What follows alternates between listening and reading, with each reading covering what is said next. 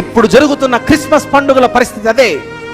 బాప్తిస్మం తీసుకోకుండా యేసు ప్రభువును తమ సొంత రక్షకునిగా అంగీకరించక తమ హృదయాలలోనికి ఆయన తలుపుల వద్ద నిలుచుండి తట్టుచు నీవు ద్వారము తెరిస్తే నీలోనికి వచ్చి నీతో కలిసి ఈ పండుగ రోజు నేను భోజనం చేయాలనుకుంటున్నాను, will you offer me some food అంటున్నాడు. అక్కడ నీవు సిద్ధపాటు చేసిన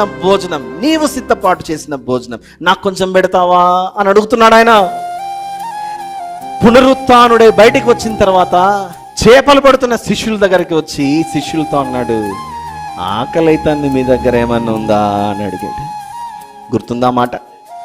అప్పుడు మా దగ్గర చేప ఉంది ప్రభువా, కొంచెం తిన్నాయన అని ఇచ్చారు. అక్కడ ఈరోజు ఆనాడు శిష్యులను యేసు ప్రభువు ఏమైతే అడిగాడో ఈ రోజు నిన్ను కూడా అదే అంటున్నాడు.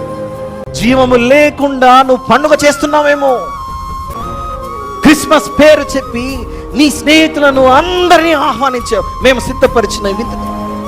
దానితో పాటు వచ్చిన అతిథులకు ప్రభువును గురించి సంపూర్ణమైన వివరాలు తెలియదు కనుక వారికి ఏం తెలుసు అంటే, మీరు క్రిస్మస్ ట్రీ పెట్టారా,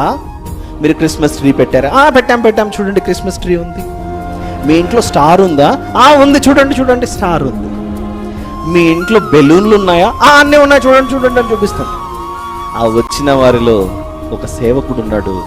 ఆ సేవకుడు ఒక మాట అడుగుతున్నాడు, మీ ఇంట్లో క్రీస్తున్నాడా? ఏంటి మన సమాధానం? ఒకవేళ ప్రభువును అంగీకరించిన మనం, ఒకవేళ ఆయనను మళ్ళీ కొద్ది రోజుల తర్వాత రా ఇప్పుడు వద్దు అని బయట పెట్టేశామేమో.